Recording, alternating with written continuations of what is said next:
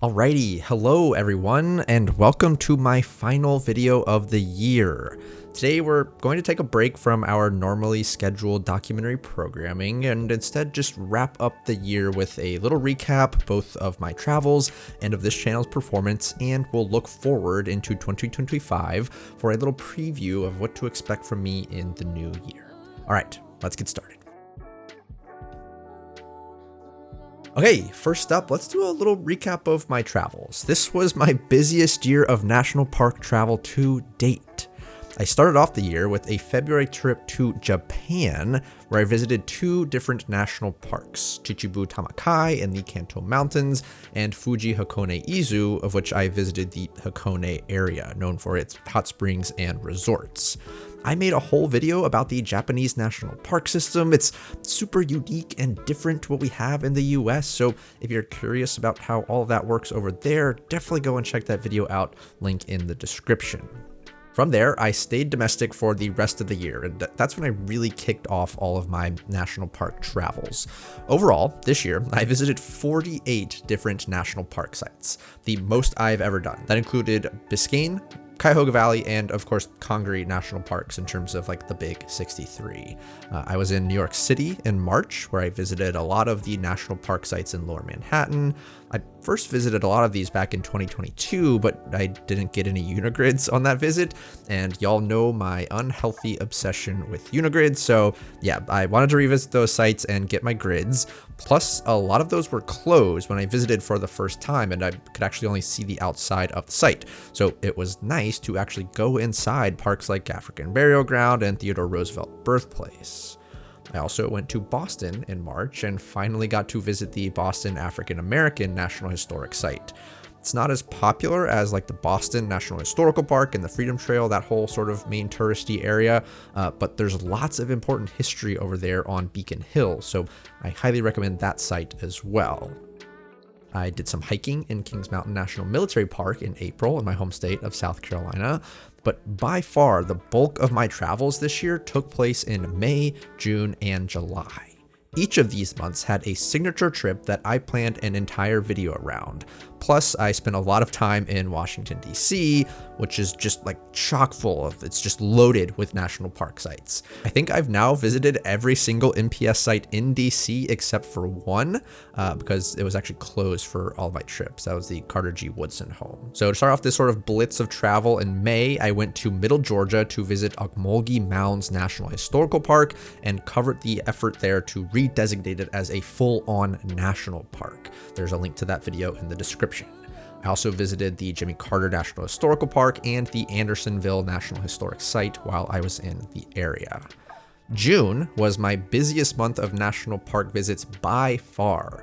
I visited 23 different national park sites during that month. First off, I did a road trip with my buddy Brian from the Historic Route 20 Association. We visited every single national park site from Boston to Cleveland that were along or near Historic Route 20, the longest highway in America. That trip covered 12 sites alone, all of which I cover in my video about it. Again, link in the description. Plus, I had a long layover in DC on my way back home from that trip, so I hit the town and visited a bunch of NPS sites in the city, again, mostly in search of unigrids. In July, my signature trip was once again to the DC area. I was invited by the Wolf Trap Foundation to come up and do a story on Wolf Trap National Park for the Performing Arts, a super unique and interesting park with a fascinating history and management situation and interpretive mandate. Highly recommend that video if you want to learn more about that park, link in the description, of course. Also on this trip, I kind of got away from the mall and visited some of the more outlying parks of the DC area, mostly to like the west of downtown. So places like Rock Creek Park, Great Falls Park, and Glen Echo Park, all again, very unique units of the national park system. And in a later trip in July, again back to DC, I explored a lot of the outlying sites to the east of downtown. So places like Anacostia Park and Frederick Douglass National Historic Site. Again, those were all super neat, super awesome sites, really fun to visit. And trip reports for all of my travels, including every trip that I've just talked about here, are available over on my Patreon at my lowest tier, the $2 tier. I put a lot more travel advice in those write-ups and go over in detail each park that I visit for every single trip that I take. Plus, at that level, you get Discord access, so that's a bonus. All right, from there, I kind of started to wind down for the second half of the year. The only other month I traveled was October, when I took a trip to South Florida. This trip didn't really go as planned from a parks perspective. I originally intended to hit both Biscayne and Everglades National Parks and do some water-based recreation down there, some stand-up paddleboarding, some canoeing, boat trips, stuff like that. But a freak wind event that was not a hurricane hit the exact few days that we were down there, and like everything got canceled. So the only thing we got to do basically the entire time we were down there, as far as parks went, was walk around the Biscayne Visitor Center. Still cool, still worth visiting. Lots of cool like interpretive material and exhibits and stuff like that. Just, you know, Biscayne is like 90% water, and we didn't get to go out on the water, or we didn't get to visit Everglades at all. So definitely a return trip is needed for those two South Florida parks. Then on our drive back, I wanted to stop at Fort Matanzas National Monument near St. Augustine, but the ferry dock was damaged by Hurricane Milton. So again, we could only do the visitor center. But we did get to fully experience Castillo de San Marcos National Monument in St. Augustine, the oldest masonry fort in the US, which was indeed awesome. But yeah, Florida parks, definitely just gonna have to redo that entire trip at some point. So those were my personal travels for the year. In terms of this channel though, I was actually really happy with how this year went. I made 19 short form documentaries and explainers, along with 15 shorts. The channel did over 1.6 million views, and I gained nearly 10,000 subscribers. I made fewer videos than I ever have, and views and growth were definitely down because of that, but I made the decision earlier this year to prioritize quality over quantity this year, and I am very happy with how my videos turned out. I feel like they've been more thoughtful, more rigorous, and higher quality than ever before. You know, when I started National Park Diaries, I was not a trained filmmaker. I had no idea on a lot of the technical aspects of making videos, like cameras, sound, lighting, all that stuff. And so there was this huge gap between the production quality of my videos and the vision that was in my head, like what I wanted this channel to be.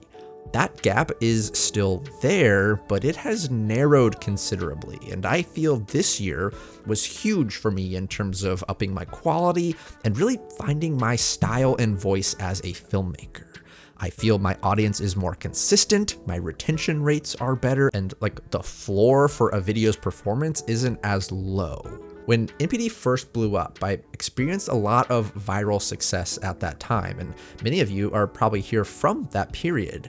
But a lot of people didn't stick around from that period, in part because I think the overall level of quality was just too low, and I wasn't reaching the right audience and being able to retain people with the quality of the videos.